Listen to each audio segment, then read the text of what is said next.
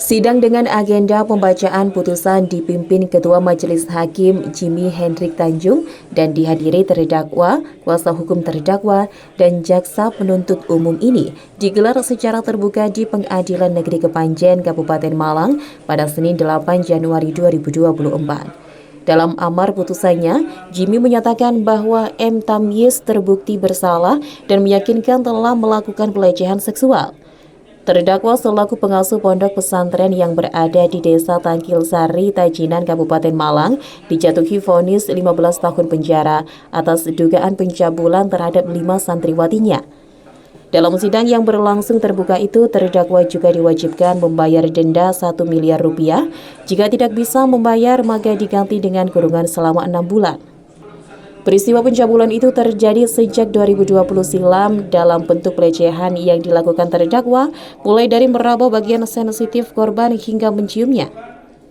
Tri Eva Oktaviani, pendamping hukum dari Yayasan Lembaga Bantuan Hukum Indonesia LBH Surabaya Pos Malang, memberi apresiasi kepada majelis hakim yang telah memvonis penjara 15 tahun kepada terdakwa.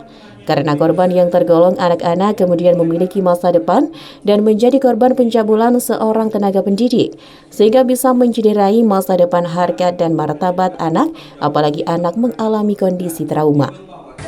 Majelis hakim yang menangani perkara aktual dan juga jaksa penuntut umum yang mana putusannya itu telah tidak dibawa istilahnya tidak dibawa tuntutan jaksa, dan ini kami sangat apresiasi sekali.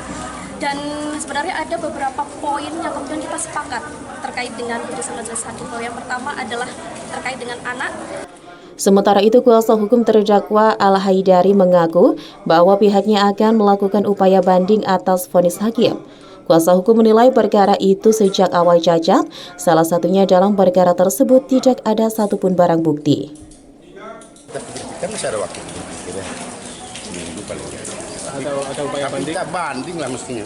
Oh, tetap banding? Ya, harusnya banding. Alasannya kenapa itu, Pak? Perkara ini sejak awal cacat.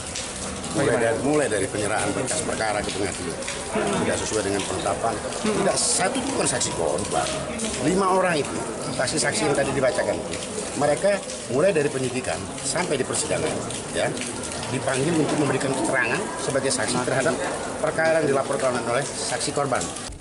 Sebelumnya diberitakan Tamyiz dilaporkan santrinya, dia diduga melakukan pelecehan seksual kepada sedikitnya 5 orang santri sejak tahun 2020.